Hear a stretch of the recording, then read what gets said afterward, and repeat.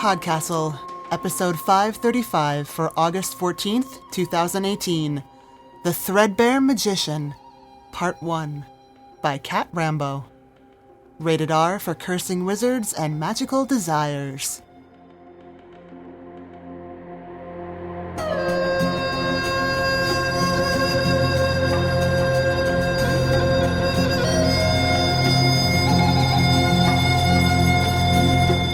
Hello, and welcome to PodCastle. I'm your host, Setsu Uzume.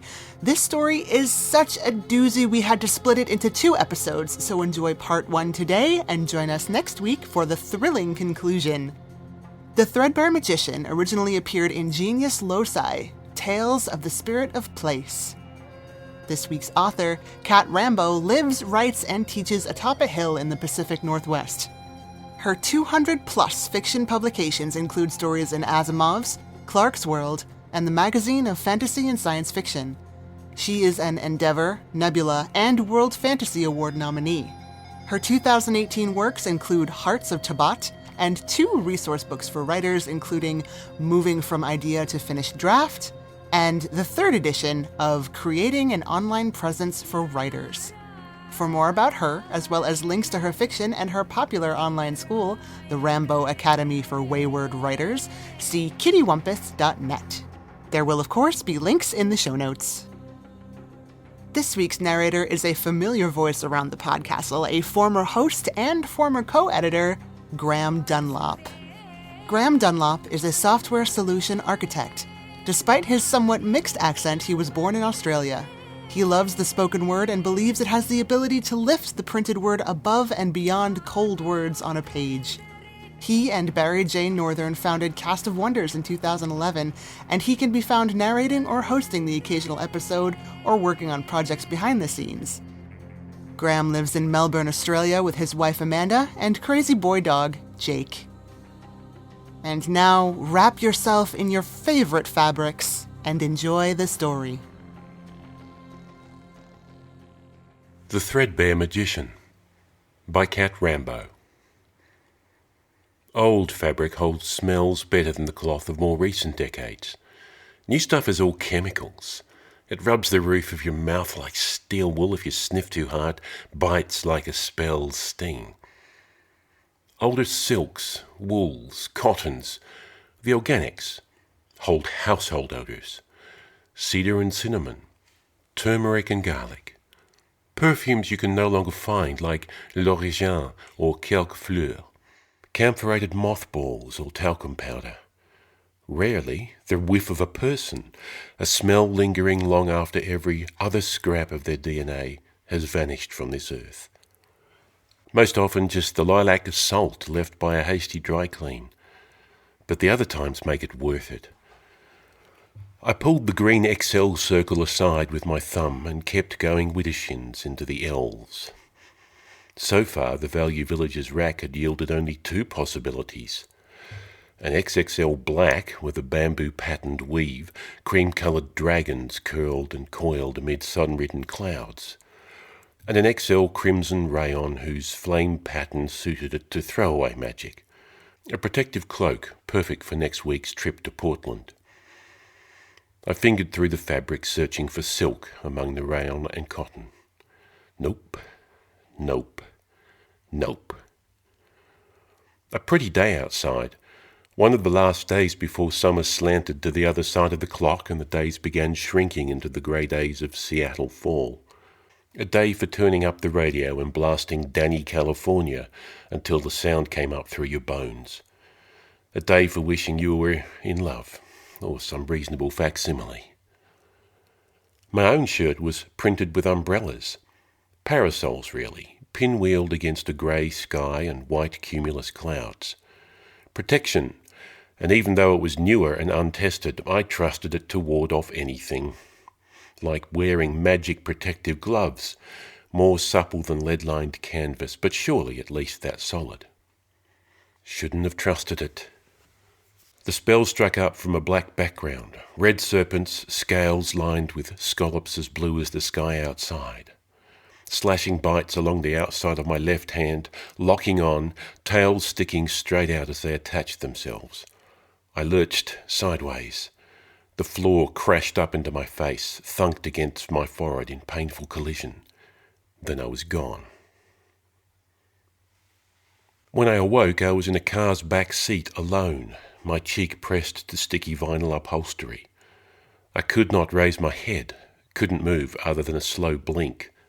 I found myself fighting for my breath, had to focus entirely on that activity as though my life depended on it. There was a good chance it did. "Awake," a voice said from the front seat. Someone else grunted. They weren't addressing me, just reporting my state. Although my body was immobile, my mind raced. Who could have done this? Who could have grabbed an aging man shopping at the Value Village? They could only want one thing, what almost every magic attacker wanted, to strip away all the magic I'd accumulated and take it for their own. Lucky me, most of it was stored in my house. Unlucky me, if I'd had some of it with me, if I'd worn a more powerful shirt than this one, I might have been able to fight this off. I tried to gather what clues I could. The beige vinyl smelled of itself and old tobacco. We were in traffic. Whoever was in front wasn't talking. The radio was on, but tuned to static, a whisper so faint I had to strain to be sure I was really hearing it. We were on a busy highway, perhaps I-5? If so, I'd been unconscious a good quarter of an hour, probably longer. "Just lie still and be," the first voice said, presumably to me. "There in an hour. You're full of poison, man. It'll kill you soon if you don't get the cure. So lie back, rest easy." "Why the fuck are you explaining anything to him?" "Make him lie quiet, knowing he gotta." An annoyed grunt. So perhaps I wouldn't be devoured, but it couldn't be anything good they were taking me to, otherwise why bother preparing a trap? I lay there working on the parasols, understitching each rib, readying my spell. Whatever had paralysed me was ebbing slowly, too slowly. The rumble underfoot changed quality, became higher pitched. Time. I gathered up my legs, thumb and little finger of my left hand grinding together for leverage. I flipped up the door lock, fumbling with the handle's release mechanism. "What's he?" the first voice said from the front seat. The handle popped over and I flung myself out. Neon ghosts of parasols surrounded me, slender ribs of flickering magic barely visible, contrails of light and shadow. I used them to bounce myself up from the road. Cars swerved around me, one glancing off the railing in a crescendo of sparks. Startled faces gaped at me through windshields. One locked eyes for a split second that seemed an age long. A dark-featured, handsome face, not staring like the rest, but bizarrely smiling as his eyes met mine. Then I sailed over the railing's metal curve towards the water. The Aurora Bridge has seen a lot of suicides. There are even placards along its rails directing the desperate to suicide hotlines and support. I wasn't trying to kill myself, though. I was trying to live. The parasols let me glide down to the water, let it carry me eastward towards the university. Now that I was away from whatever had deadened my abilities in the car, I could move freely. I worked at my bonds, rubbed them away on a concrete outcropping as I clung to it. I crawled out of the channel under an overpass. A gnarled homeless man had set up camp there, had a tent and an oil drum for his campfire. 2 crows waited patiently for leftovers from the pan boiling in a makeshift sling over the drum. He watched me warily, smoking a hand-rolled cigarette, as I shook myself free of the water. The startled crows flapped away. He didn't speak, but he pointed me towards a trail up through the bank of English ivy to the Montlake station. I took the 545 back to Redmond, digging change out of my pocket and accepting a transfer. The bus driver eyed my dripping clothes unhappily, but forebode from saying anything. Other people edged away. Half the bus was reading their cell phones, and by the faces it was unhappy news this late afternoon. I didn't pay much attention. I swayed my way past the middle of the bus and the swivel benches there, went a few seats back to a deserted seat and took it. I'd have to catch the bus back in tomorrow to go get my car. As we started over the bridge, I stared out the window at water lilies and assessed my body. Something was wrong, terribly wrong, I could tell that. A slow-acting magic, I could feel that by the way it had seeped into my bones. Not painful, so far at any rate. Poison, they'd said. Not ordinary poison, but something magical, something that acted slow. Slow, very slow. I had days rather than hours, but how many? Who was the guy they'd meant to take me to? They'd try for me again, I knew that. They'd known my patterns well enough to plant a spell on an item calculated to lure me. They might be waiting for me at home. A crowd jostled onto the bus at Evergreen Station. Someone sat down beside me, despite the water dripping from my clothing. Middle-aged, dark-haired, muscles rippling under a plain black t-shirt, 3 silver rings in his left ear, was selling something. His white teeth flashed at me in a smile. Not a false, I want something from you smile, but a genuine expression. The sort of smile you give someone you love, all the joy at seeing them again showing in your eyes. It made my heart skip a beat.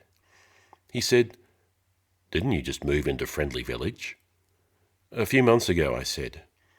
I thought surely he was too young to be living in the same 55-plus mobile home park, but he said, "I'm Al Lorca from Coho Lane, Unit 42. How are you liking it so far?"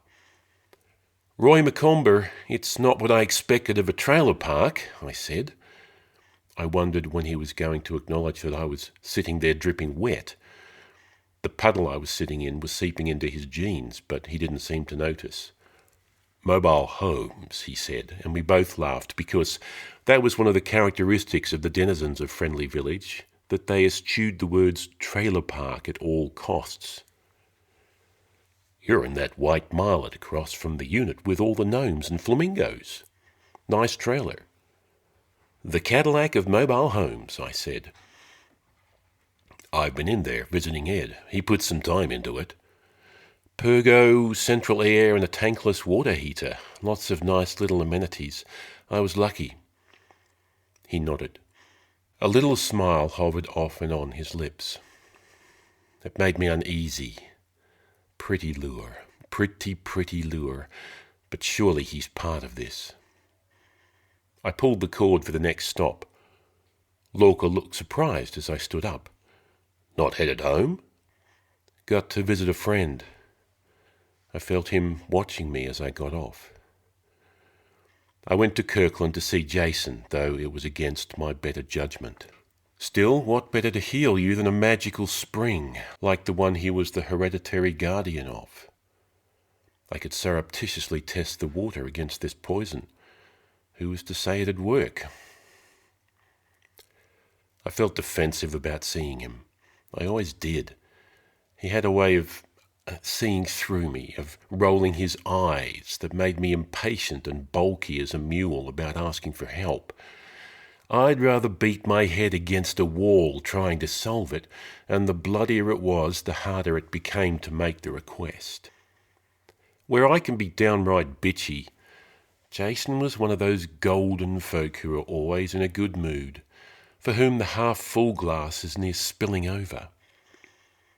Beautiful, and holding an advanced degree in anthropology from Princeton, which he'd somehow parlayed into a job as a buyer for a very small, extremely select, and obscenely lucrative gallery. How did we meet?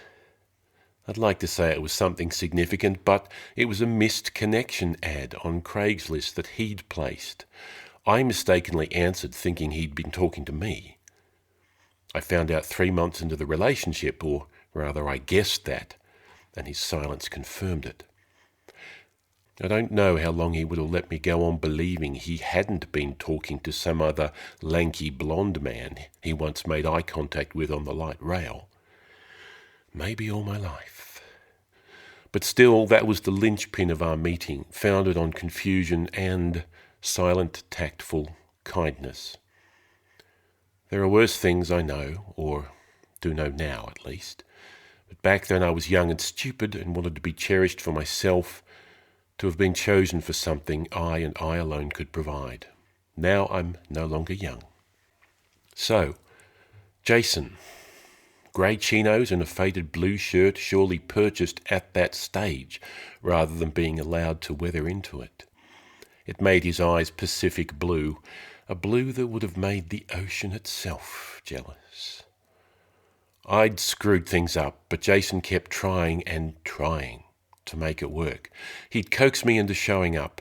For a couple of weeks or months we'd be all right, and then at some point I'd lose my cool and the fight, as familiar as a next-door neighbour, would appear again. Finally, I just gave up. Still, every time I saw him, it made me smile. For a moment it felt as though he was blocking the doorway, denying me access. Is he part of this too? Then he fell back and I felt ashamed of my suspicion. "The bad penny," he said.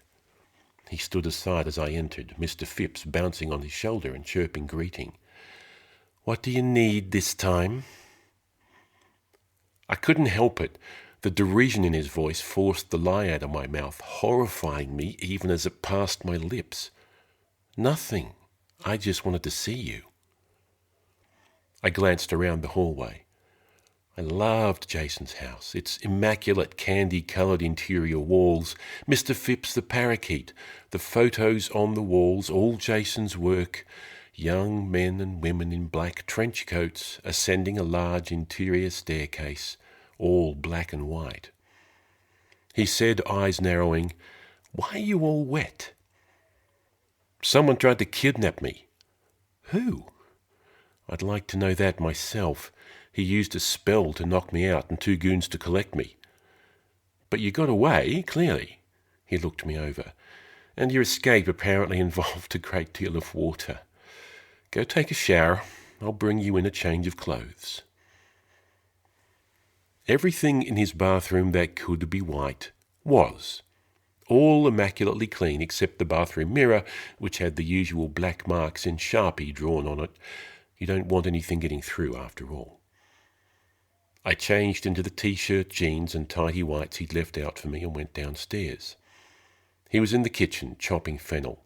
He looked up as I paused in the doorway. "Why here?" he said. "Wanted to regroup before I get home to an ambush." "Fair enough. Are you staying for dinner?" I eyed the fennel. "What's on the menu?" In answer to his repeated question over dinner, braised fennel, crispy tofu with almonds, and excellent Oregon Pinot Gris, consumed while Mr. Phipps serenaded his reflection in the birdcage mirror, I shook my head and underscored the lie. "Wanted to see you, that's all." His eyebrow quirked up, but he smiled in a way that made me feel as though warm hands were cradling my heart. While we were watching TV at 7, I learned what everyone on the bus had been so engrossed by: a sniper on a playground down in Arizona. 8 kids dead, 3 wounded. "Life doesn't make sense sometimes," Jason said. He cuddled into me and I put my arm around him. Around 10 he stretched and said, "I can make the couch up for you." He looked directly at me as he tucked a towel around the birdcage. "Or you can come to bed with me." I hesitated just a moment too long. He flushed. I leaned over and put my hand on the back of his neck, pulling him to me. I kissed him hard. It had been a long time. By the time I snuck from his bed at 2 a.m. and went down the back stairs to the fountain, I felt pretty miserable. The words "I love you" had been hovering in the air tonight. It was why I'd stayed away, to tell the truth. I'm a wizard. That's not an existence that facilitates family. We're always dealing with deadly creatures, ancient evils, the sort of things whose tentacles roil endlessly in the eternal darkness. Those creatures have a way of going after those near and dear. It's much worse than killing a wizard. To cripple him or her with grief, just before killing them. Jason had more inkling of the hidden world than most, it was true, but the world would be a lesser place without him. And he was the last of the Fountain's guardians. It was well past time for him to find or father his successor. The thoughts weighed down my footsteps as I went through the herb garden, past pots of lemon and rose-scented geraniums, a patch of basils, Italian to Thai, and chives, silver-fuzzed with chilly moonlight. The tiny fountain burbled and plashed near the path's end. Once it had been a spring, but Jason's ancestors had fetched flat white stones and built this round to contain it. Pickerel rush and blue flag throve in its basin, and 2 white and orange carp rose as my fingers broke the surface, goggly golden eyes watching the movement of my hand. "No bread for you fellows," I said. I cupped my hand under water and drew it up through the reflection of the moon. As I raised it, the reflection stayed in my hand. When I dipped my lips to drink, the water's coldness almost burned, and as I pulled my face away, my breath hung steaming over the last few drops pooled in my hand. I swallowed, feeling the cold move down my throat, take up occupancy in my gut. Any difference? I shook my head and the vertigo assailed me. No. I was unhealed, the poison still there with me. I would have to look elsewhere. I turned. Jason stood on the kitchen steps, bare-chested, his skin smooth as silk in the moonlight. A frown smothered his face in disapproval. "I should have known. What is it? Curse, poison, disease?" "They gave me a magical poison." "The water doesn't work for magical things," he said. His lips were thin and arrogant and quivered with emotion. "I could have told you that if you trusted me enough to ask." He took a step down till we stood on the same level. "You know, I thought for a long time we were destined. Hard enough to find someone who's gay, but a magical adept, someone who'd understand why I can't leave this place. That was rare enough that I figured the universe was stepping in." He eyed me. "Or punishing me. I don't know which, but either way it felt meaningful, not random." "Do you know what the opposite of paranoia is?" I asked. He shook his head. "Pronoia. It's the belief that the universe is secretly plotting to help you. Like the Truman Show. They weren't out to help him. They were out to make television out of him. What I'm trying to say is, the universe is random, Jason. Any meaning in it we see is something cobbled together out of our own blind spots and beliefs. A strange thing for a magician to say." I shrugged. "I've seen demons and angels. I'm still not sure that means God exists." "God exists," he said. "Maybe. But if you think he or she is up there colluding with the fates to ensure you have a happy life, you're so far off the mark you're not even hitting the board. Children believe that sort of thing." He cocked his head to one side. "So everything children believe in isn't true. Is that what you're saying? But what I'm saying is that you've disappointed me for the last time. Don't bother coming around again." He turned back and went inside. Part of me was surprised it had taken him so long. Another part was dumbstruck and hurt as a kicked puppy. I tried to keep either expression from showing in my eyes, kept my face impassive so I could pretend my heart was too. Instead, I just said, "All right," to the empty air, and left.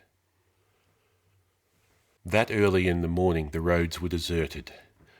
There's a particular feel to the morning's small hours, an insignificance in the midst of significance that I like. The taxi passed an empty double bus and the drivers, taxi and bus, nodded at each other as we did. I could feel the poison eating at me. Maybe it was my imagination. Either way, the sensation was unpleasant, clutching at my throat and drying my mouth out till I could hardly wet my lips, let alone spit. A hot feeling as though my molars were being chewed on by electricity. If I acted now, maybe my magic wouldn't be too screwed up. Sure, the poison would flip things around some, but surely I was focused enough I could shrug off any effects of the poison, cast a spell. But I was tired, so tired I felt as though I were physically propping myself up. I had a tendency to catch myself staring and then not know how long my mind had been vacant, chewing over something meaningless. I felt immobilized, heavy, lethargic. Was that the effect of the poison, or was it simply my mind imposing its own flutter over the picture? I could barely keep my eyes open. Muscles twitched in my cheeks, around my eyes, twitches of the same weariness. Still, I managed to shrug off the way my eyes kept sliding closed. I had no time to lose, no magical energy to spare. I had to act or else face sliding into oblivion. I went home to Friendly Village. Yes, the place is perhaps as twee as the name might suggest. I moved in 3 months ago when I finally hit their age requirement, 55.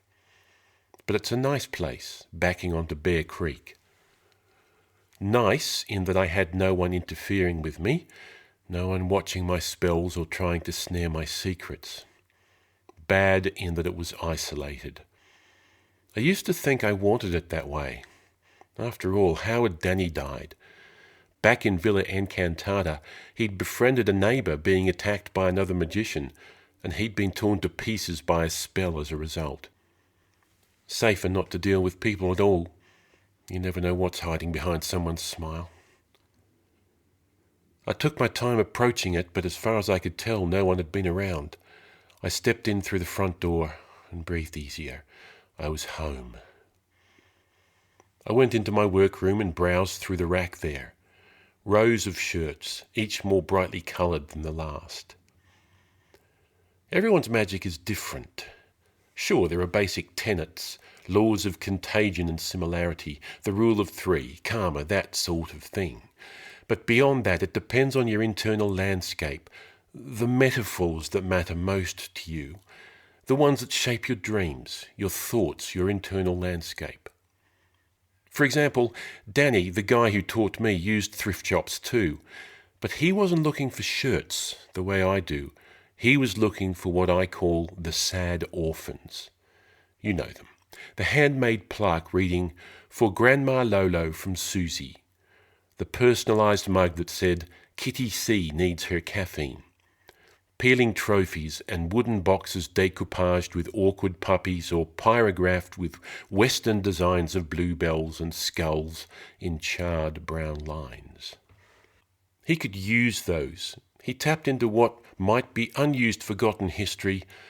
I don't know what you call it, but he could harvest it.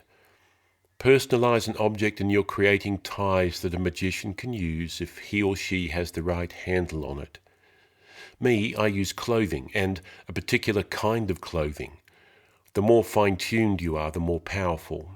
There are mages that can use anything they pick up or are in proximity to, and I do mean anything, but they're low voltage, not much juice at all. I use Hawaiian shirts.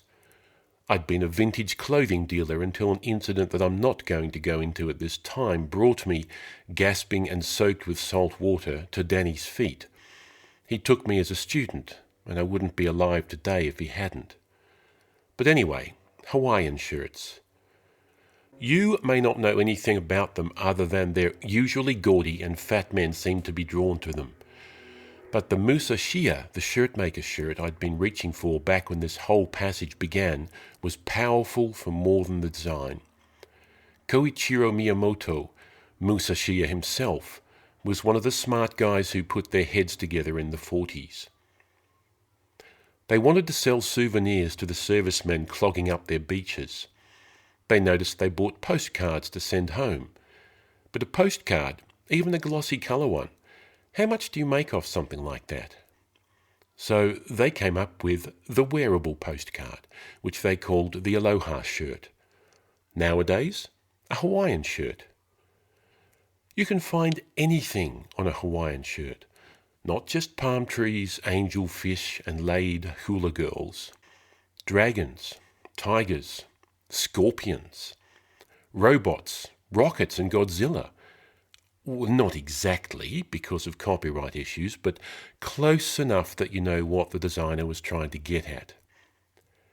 That's what I use, the designs, and the older they are, the more potent they've become. Unfortunately, few of them have anything to do with healing. I flipped through my closet. The thing I needed was a dragon shirt, but all of mine were threadbare and worn.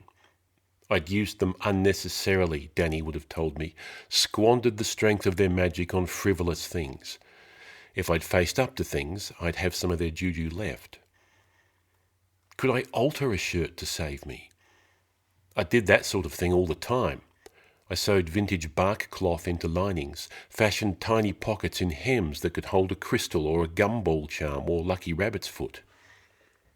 Often I changed buttons, particularly on newer shirts that used plastic instead of coconut fibre to create the fastenings. I took out one of my early efforts. Danny had helped me with it, had insisted on including some bits of his magic.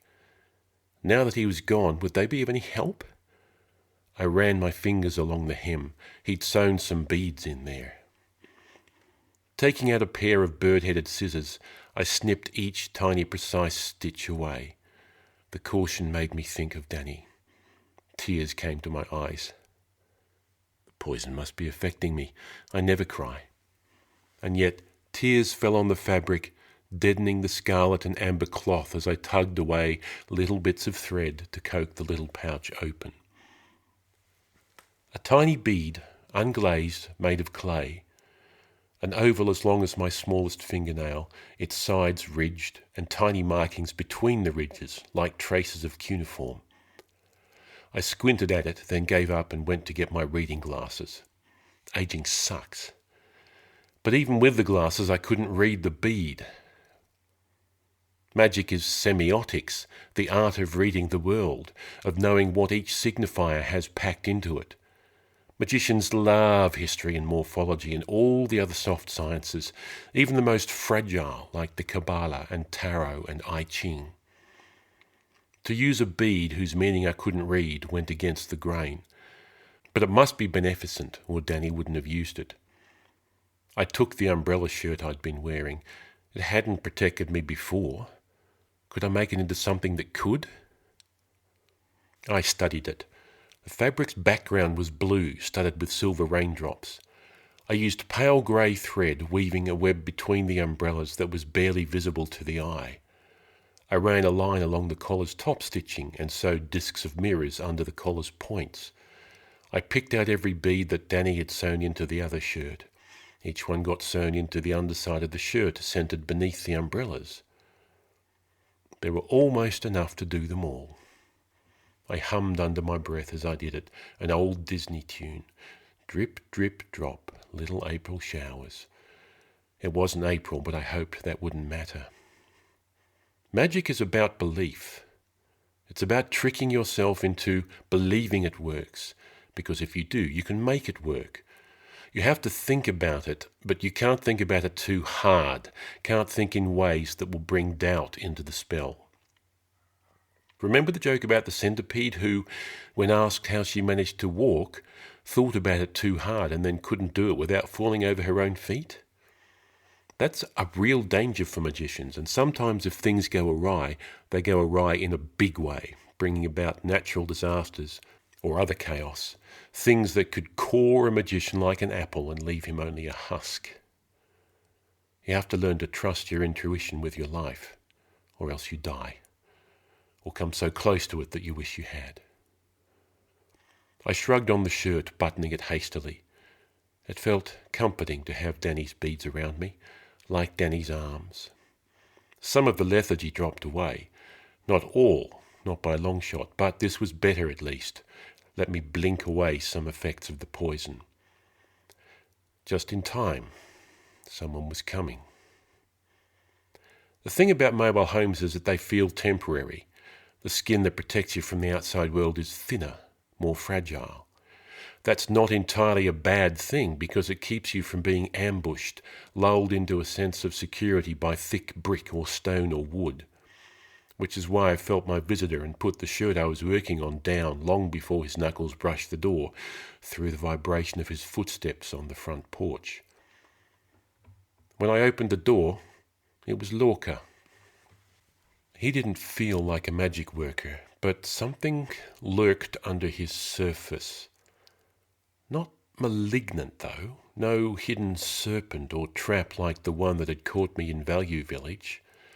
No, not like that at all, but a sense of some hidden wonder, like a lumpy grey geode hiding a cluster of amethysts at its core. He said, that smile playing over his lips, "I thought you might offer me a cup of coffee. Nice shirt." I didn't step aside and let him in, though I almost started to do so. There was something complicated, frighteningly so, about Lorca, something in the glitter of those long-lashed dark eyes. "Afraid I'm out of coffee."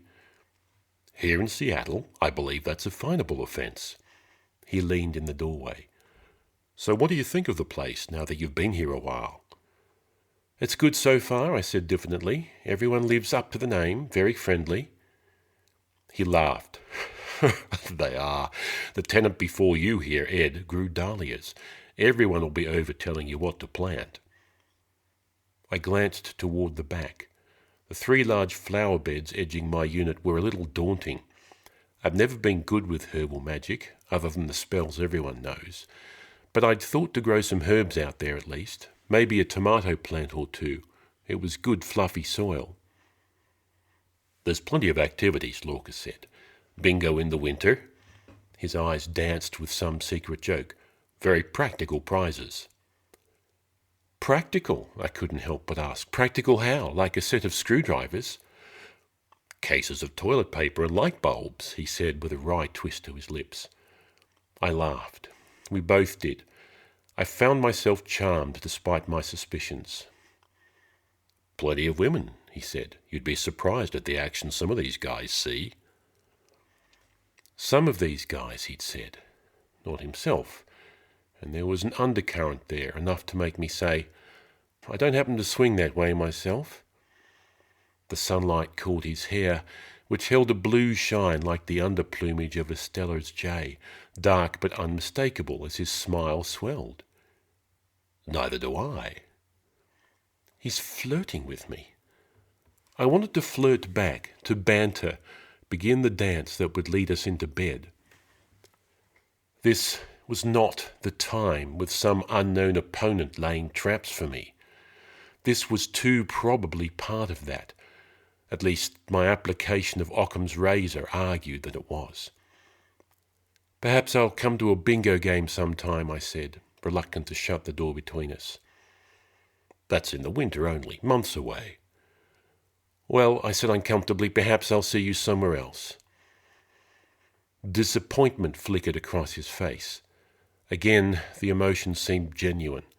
Perhaps I'd made the wrong decision. I could feel the poison spell working in me. Solve that first. Otherwise I might be dead before we had any chance to go to bed. "You're not a spontaneous person," he said. Not question, but statement. "You don't jump into things." This was overly personal for someone I'd known less than 5 minutes, no matter how pretty he was. "I have work to do," I said bluntly, resting the heel of my hand on the door. He was graceful enough, I'd give him that. Inclining his head, he flashed me a smile that made promises, that he was not offended, that he was still interested, that what would eventually happen in bed would surprise me. I closed the door. I rested my forehead against its cool, hard surface and cursed things. The universe's odd sense of timing, my unseen and unknown opponent, the curse eating away at my blood. And my own cowardice. No, I'm not a spontaneous person. I view the world with a caution and suspicion acquired through experience. Had I ever been spontaneous, had I ever had that easy grace of going with the flow, of being one of the people who skated easily through life? Such things were foreign to my nature. My mother told me she hadn't seen me smile until I was over 3, said she'd even worried about my development, taken me to a child psychiatrist, an event of which I have no recollection, who had pronounced me sullen but normal. I made myself coffee, brewing it strong and dark and bitter as my thoughts. I had a long day ahead and I wanted to see the end of it. Right now that was in doubt. No time for distractions, no matter how dark their hair, how bright their eyes, no matter how charming the slight unplaceable accent, the lilt to his voice, no matter what he had seemed to promise. Such things are never free, and the ones that claim to be often have the highest price. What was it time for? An oracle, that was what? I hadn't consulted an oracle in years, never in this area. I went to a closet and took down the usual sorts of accumulated boxes before finding a box of cedarwood holding a small red velvet pouch. I took out the contents and cast the runes. I frowned at them. Had I been overly casual, insulted them? I took the time to centre myself and cast again. The same result, which couldn't be right. An oracle here in Friendly Village itself? Pleasant, unmagical, friendly village? Only a few trailers away?